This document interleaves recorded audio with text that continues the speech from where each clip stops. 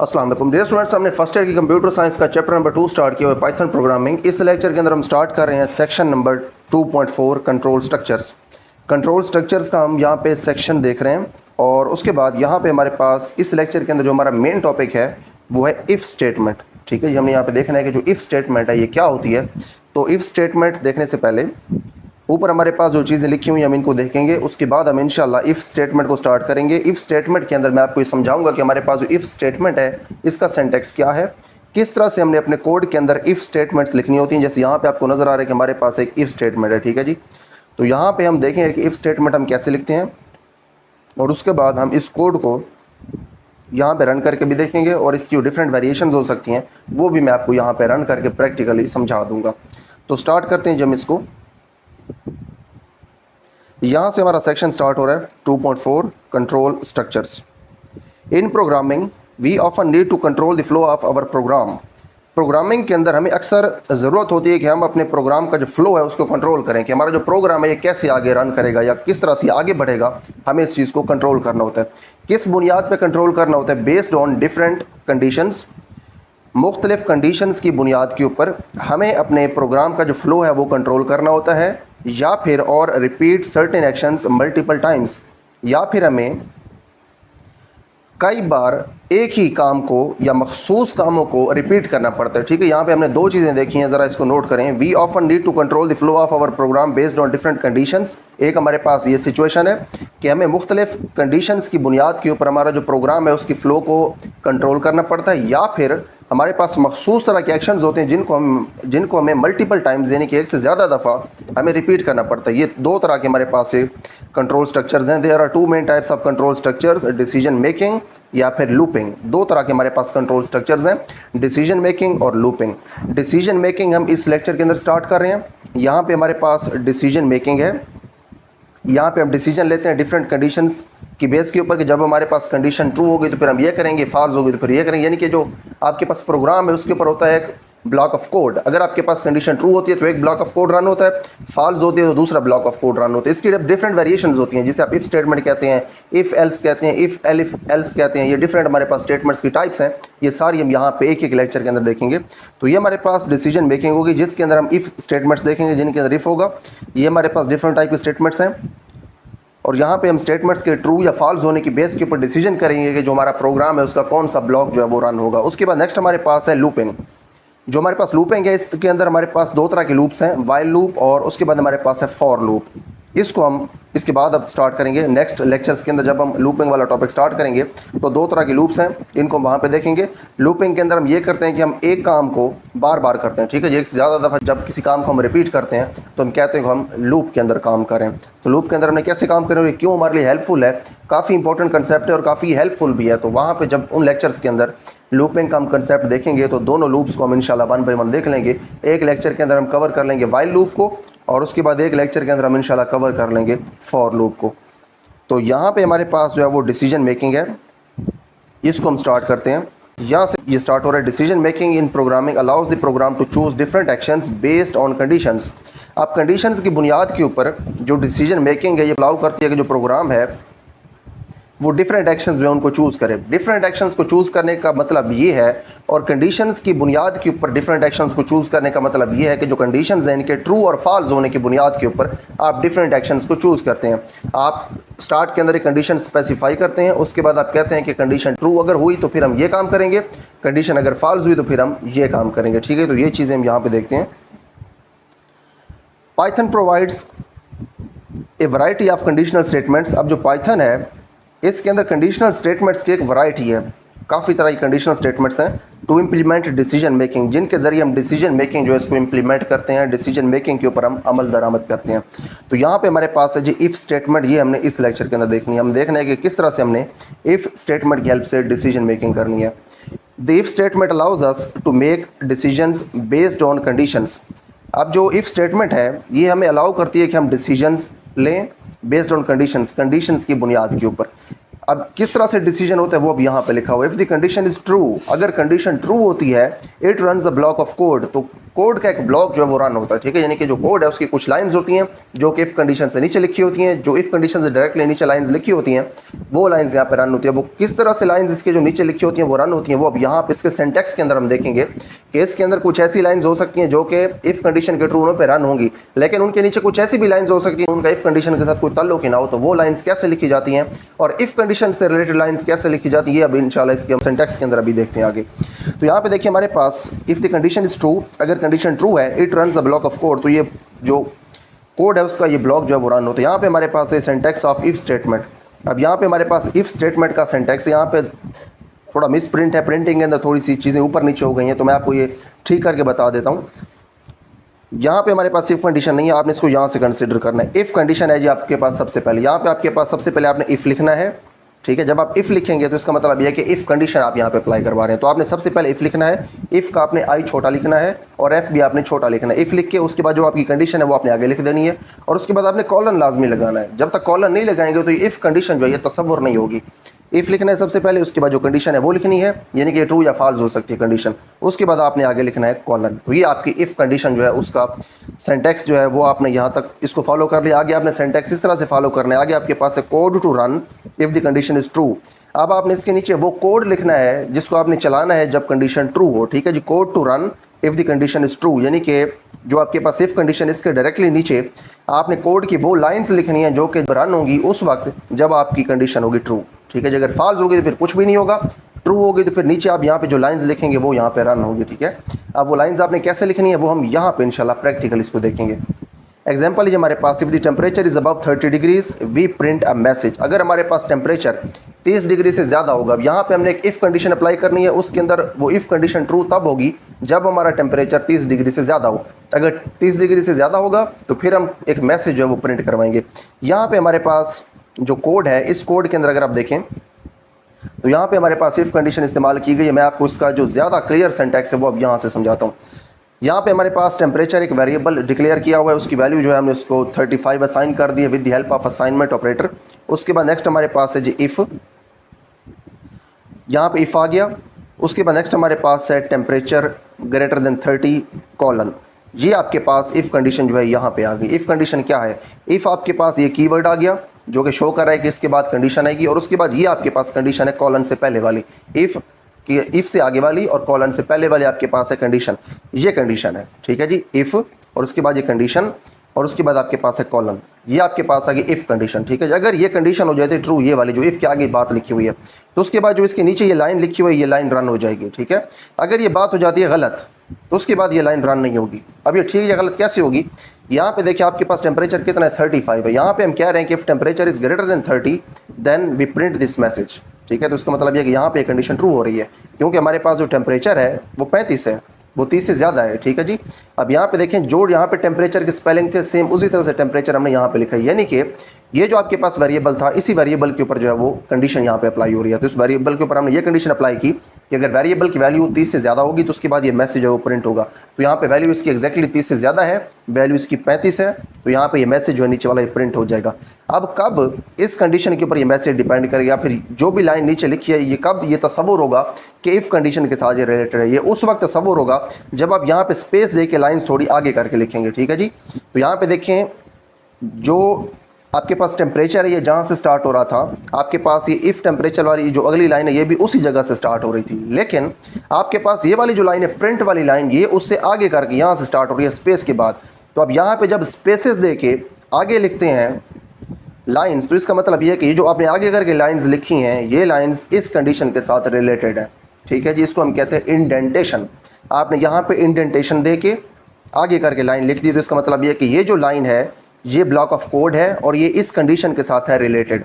अगर ये कंडीशन होगी ट्रू तो ये ब्लॉक रन होगा, अगर ये कंडीशन ट्रू नहीं होगी तो उसके बाद ये ब्लॉक रन नहीं होगा, ठीक है जी। आप इस ब्लॉक को बड़ा भी कर सकते हैं। आप यहाँ पे प्रिंट वाली एक जो लाइन है इस लाइन की जगह आप आगे इस लाइन के साथ साथ आप एक और भी लाइन यहाँ पे ऐड कर सकते हैं, यानी कि आपके पास जो ब्लॉक ऑफ कोड है उसके अंदर आप एक लाइन भी लिख सकते हैं उसके अंदर आप 2 लाइन्स भी लिख सकते हैं, उसके अंदर आप 3 लाइन्स भी लिख सकते हैं। लेकिन हमें ख्याल ये रखना है कि जहाँ से ये प्रिंट वाला पी स्टार्ट हो रहा है, एग्जैक्ट उसके नीचे से पहला वर्ड स्टार्ट हो अगली लाइन का, उसके एग्जैक्ट नीचे से पहला वर्ड स्टार्ट हो उससे अगली लाइन का। तो जो लाइन्स आप एक दूसरे के ऊपर नीचे इस तरीके से इसी तरतीब के साथ इसी सीध में लिखेंगे, वो जो पूरा ब्लॉक बनेगा वो इफ़ कंडीशन के बाद रन होगा। अगर ट्रू होगी तो, नहीं ट्रू होगी तो ये रन नहीं होगा। उसके बाद आपने ये लाइंस लिख दी एक दूसरे के ऊपर नीचे, ये सारी लाइंस अब रिलेटेड हैं इस इफ़ कंडीशन के साथ। लेकिन जब आप लाइन यहाँ से लिखनी शुरू करेंगे यहाँ से, तो उस वक्त ये वाली जो लाइन होगी ये इस ब्लॉक का पार्ट नहीं होगी, यानी कि इफ़ कंडीशन के बाद वाली जो लाइंस हैं उनका पार्ट नहीं समझी जाएगी। ये लाइन वैसे ही रन हो जाएगी अगर आपकी इफ़ कंडीशन ट्रू हो या ट्रू ना हो, ये लाइन आपकी रन हो जाएगी। ये चीज़ अभी हम प्रैक्टिकल यहाँ पे देखते हैं।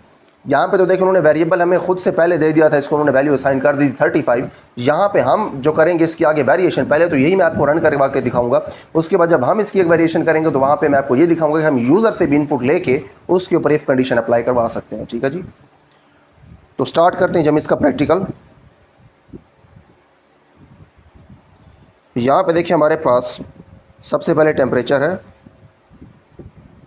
Temperature is equal to 35। उसके बाद नेक्स्ट हमारे पास इफ़ कंडीशन, इफ़ के बाद आपने स्पेस देनी है, स्पेलिंग आपने टेम्परेचर के वही लिखने हैं जो ऊपर लिखे हुए हैं। उसके बाद कंडीशन हमारे पास है टेम्परेचर इज़ ग्रेटर देन 30।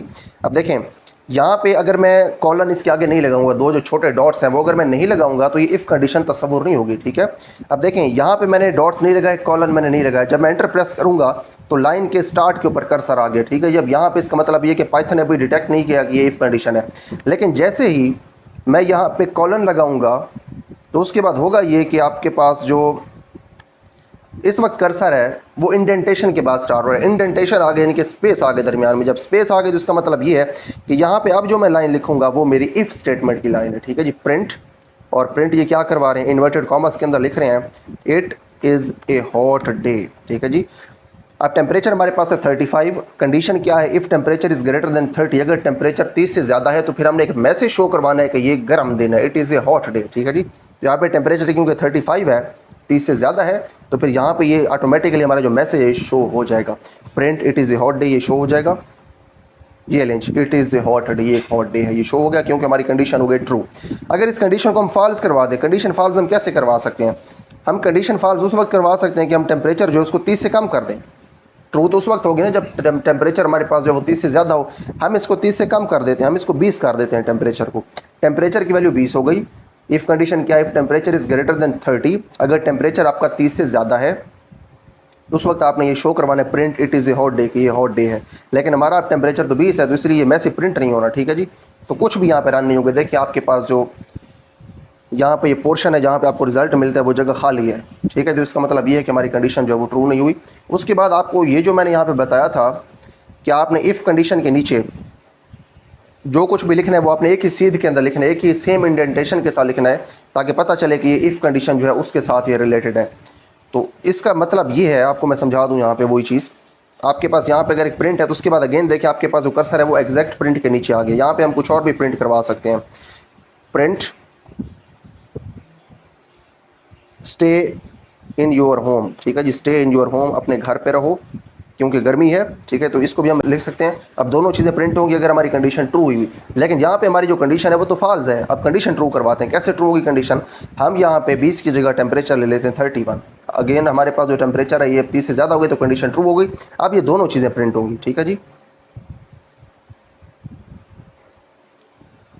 तो आप देख सकते हैं आपके पास दोनों लाइंस प्रिंट हो गई, it is a hot day और उसके बाद स्टे इन योर होम। ये दोनों चीज़ें इसलिए प्रिंट हो गई क्योंकि दोनों चीज़ें सेम इंडेंटेशन के साथ थी और दोनों चीज़ें रिलेटेड थी इफ़ कंडीशन के साथ। अब मैं ये करता हूँ कि इनमें से एक चीज़ को मैं इफ़ कंडीशन के साथ रिलेट नहीं करवाता। अब ये जो हमारे पास नीचे वाली लाइन है इसकी मैं इंडेंटेशन जो है ख़त्म कर देता हूँ, इसकी स्पेस ख़त्म कर देता हूँ। बैक स्पेस अगर आप प्रेस करें तो आप लाइन के स्टार्ट में आ गए। अब ये जो नीचे वाली प्रिंट स्टेटमेंट है ये है लाइन के स्टार्ट में। अब ये इफ़ कंडीशन का पार्ट नहीं है। इफ़ कंडीशन के नीचे जो ब्लॉक ऑफ कोड है जिस इफ़ कंडीशन के बाद ट्रू होने के बाद रन होना है वो अब आपके पास सिर्फ ये वाली लाइन है। ठीक है जी, ये वाली लाइन ऐसी है जो कि सिर्फ और सिर्फ इफ़ कंडीशन के साथ रिलेटेड। इफ़ कंडीशन ट्रू होगी तो ये लाइन ट्रू होगी, अगर इफ़ कंडीशन यानी कि ये लाइन रन होगी अगर इफ़ कंडीशन ट्रू होगी। तो अगर इफ़ कंडीशन हो गई फॉल्स तो फिर ये वाली लाइन जो है ये रन नहीं होगी, लेकिन ये वाली लाइन रन होगी चाहे आपकी इफ़ कंडीशन ट्रू हो चाहे इफ़ कंडीशन फॉल्स हो, क्योंकि ये वाली जो लाइन है ये इफ़ कंडीशन के साथ आप रिलेटेड ही नहीं है। ठीक है जी, तो यहाँ पे आपको मैं चेक करवा देता हूँ। यहाँ पे हमारे पास है इफ़ कंडीशन ट्रू, तो अब दोनों जो नीचे वाली लाइन्स हैं ये रन होगी, it is a hot day और स्टे इन योर होम। उसके बाद मैं इस कंडीशन को कर देता हूँ फॉल्स। जब इस कंडीशन को मैं करूँगा फॉल्स तो उसके बाद होगा ये कि हमारे पास जो ऊपर वाली लाइन है ये लाइन क्योंकि रिलेट कर रही है इफ़ कंडीशन के साथ, तो ये रन नहीं होगी क्योंकि इफ़ कंडीशन होगी फॉल्स। लेकिन जो हमारी नीचे वाली ये लाइन है ये इफ़ कंडीशन के साथ रिलेटेड नहीं है, ये लाइन अब रन हो जाएगी। ठीक है जी, तो अब इसको हम स्टार्ट करते हैं। तो यहाँ पे हमारे पास जवाब आएगा स्टे इन योर होम। ठीक है, तो क्लियरली आप यहाँ पे देख सकते हैं। तो यहाँ पे हमने ये देखा कि हमारे पास जो ब्लॉक ऑफ कोड है जो कि इफ़ स्टेटमेंट से नीचे है या इफ़ कंडीशन से नीचे है, अगर हमने उसको इफ़ कंडीशन का पार्ट ही दिखाना है तो उसके बाद जो इंडेंटेशन है वो हमें बराबर देनी चाहिए। ठीक है जी, अब यहाँ पे हमारे पास जो इंडेंटेशन का कंसेप्ट है ये आपको मैं थोड़ा सा क्लियर करवा देता हूँ। अब यहाँ पे देखिए हमारे पास जो दोनों प्रिंट स्टेटमेंट्स हैं वो एक स्पेसिफिक स्पेस के साथ दोनों यानी कि सेम स्पेस के साथ आगे लिखी हुई हैं इफ़ स्टेटमेंट के नीचे। तो ये इफ़ स्टेटमेंट का पार्ट है, यानी कि इफ़ स्टेटमेंट के नीचे ये ब्लॉक ऑफ कोड है, ये पूरा रन होगा अगर हमारी इफ़ स्टेटमेंट होगी ट्रू। अब मैं ये करता हूँ कि इन दोनों से पहले मैं सिंगल स्पेस लगा देता हूँ। ठीक है जी, आपको मैं इंडेंटेशन के बारे में समझा रहा हूँ। अब देखें ये चारों आपके पास जो कोड की लाइंस हैं ये एक ही सीध के अंदर नीचे लिखी हुई हैं। तो अगर हमने इफ़ स्टेटमेंट का पार्ट बनाना है नीचे वाली दोनों लाइन्स को, तो हमें दोनों से पहले एक एक स्पेस लगानी पड़ेगी। ठीक है जी, हम एक स्पेस यहाँ पर लगा देते हैं, एक स्पेस हम इस पहली वाली लाइन से नीचे लगाते हैं। तो अब दोनों लाइंस हमारे पास जो हैं क्योंकि ये स्पेस के बाद आ गई, इनके अंदर इंडेंटेशन आ गई है, तो ये अब इफ स्टेटमेंट का पार्ट बन गई हैं। एक तो आपके पास है सिंगल स्पेस, उसके बाद नेक्स्ट हम यहाँ पे डबल स्पेस भी लगा सकते हैं, एक एक स्पेस आप यहाँ पे और ऐड कर लें। यहाँ भी ये भी इंडेंटेशन है, ये भी काबिल कबूल है। उसके बाद अगर आप यहाँ पे स्पेस नहीं लगाना चाहते तो आप ये कर दें कि आप दोनों से पहले टैब प्रेस कर दें। जब आप टैब प्रेस करेंगे तो उसके बाद अगेन ये सेम स्पेस के ऊपर दोनों आ जाएंगे। तो दोनों जो आपके पास लाइंस हैं ये ब्लॉक ऑफ कोड कंसीडर होगा इफ़ स्टेटमेंट से नीचे वाला, और ये रन होगा जब आपकी इफ़ स्टेटमेंट जो है वो ट्रू होगी। ठीक है जी, तो यहाँ पे मैं आपको चेक करवा देता हूँ। यहाँ पे आप स्पेस प्रेस करें एक बार, यहाँ भी आप एक बार स्पेस प्रेस करें, तो दोनों जो हैं ये अब इफ स्टेटमेंट का पार्ट बन गए हैं। अब यहाँ पे हमारी कंडीशन फॉल्स है, दोनों में से कुछ भी रन नहीं होगा। ठीक है जी, तो कुछ भी रन नहीं हुआ दोनों में से। उसके बाद अपनी हम इफ़ कंडीशन को ट्रू करवाते हैं। ट्रू कैसे करवाएंगे, हमारा जो टेम्परेचर है ये 29 था, 30 से कम था, इसलिए कंडीशन थी फॉल्स। अब इसको हम ट्रू करवा देते हैं, 31 कर देते हैं। अब ये ट्रू हो गए तो दोनों लाइन्स में ये रन हो जाएंगे क्योंकि दोनों इंडेंटेशन के साथ है। ठीक है जी, उसके बाद अगर हम नीचे वाली लाइन के अंदर इंडेंटेशन ख़त्म कर दें, स्पेस ख़त्म कर दें नीचे वाली लाइन में से, उसके बाद होगा ये कि जो नीचे वाली लाइन है ये अब देखें ये अब इसका पार्ट जो है वो नहीं रही। ठीक है जी, बैक स्पेस प्रेस कर देते हैं और यहाँ पे हाँ जी, यहाँ पे देखिए अब नीचे वाली जो एंड वाली लाइन है वो पार्ट नहीं है हमारे पास उस ब्लॉक का जो कि इफ़ कंडीशन से नीचे वाला है। तो अब ये जो कंडीशन है नीचे वाली ये अब उसके साथ रिलेटेड नहीं है इफ़ कंडीशन के साथ, तो इसको मज़ीद आप खुद चेक कर लीजिएगा। सिर्फ एक वेरिएशन अब रह गई है कि हमारे पास जो टेम्परेचर है ये हम इनपुट के तौर पे भी ले सकते हैं यूज़र से। ठीक है जी, अब अगर हमने ये इनपुट के तौर पे लेना है तो हम कहते हैं कि फ्लोट कि जो हमारे पास इनपुट आएगी यूज़र से वो फ्लोट होगी, यानी कि यूज़र इसमें डेसिमल वाले नंबर भी पुट कर सकता है। यहाँ पे हम लिखते हैं enter the temperature of your area. आप अपने एरिया का जो टेम्परेचर है वो यहाँ पे एंटर करें। ठीक है जी, ये मैसेज शो होगा यूज़र को और उसके बाद यूज़र जो है वो यहाँ पे अपना जो टेम्परेचर है वो एंटर करेगा। इनपुट फंक्शन है तो इनपुट के बाद भी आपको यहाँ पे ब्रैकेट्स लगानी होगी। ठीक है जी, ये आ गया, सिंटैक्स हमारा ठीक हो गया। यहाँ पे देखें सबसे पहले हमारे पास जो टेम्परेचर है उसकी इनपुट मांगेगा, enter the temperature of your area. हम टेम्परेचर यहाँ पे लिखते हैं 29। अब देखिए कंडीशन हमारे पास फॉल्स हो गई। जब कंडीशन फॉल्स एंटर प्रेस करेंगे तो फॉल्स के बाद जो हमारे पास रिजल्ट आना था वो आया है स्टे इन योर होम। अब जो इफ़ कंडीशन से एग्जैक्ट नीचे वाली चीज़ थी वो यहाँ पे रन नहीं हुई। ठीक है जी, इफ़ कंडीशन से नीचे वाली कौन सी थी जिसको हमने इंडेंटेशन के साथ लिखा था, स्पेस के साथ लिखा था, वो ये है इट इज़ ए हॉट, ये रन नहीं हुआ क्योंकि कंडीशन फॉल्स हो गई।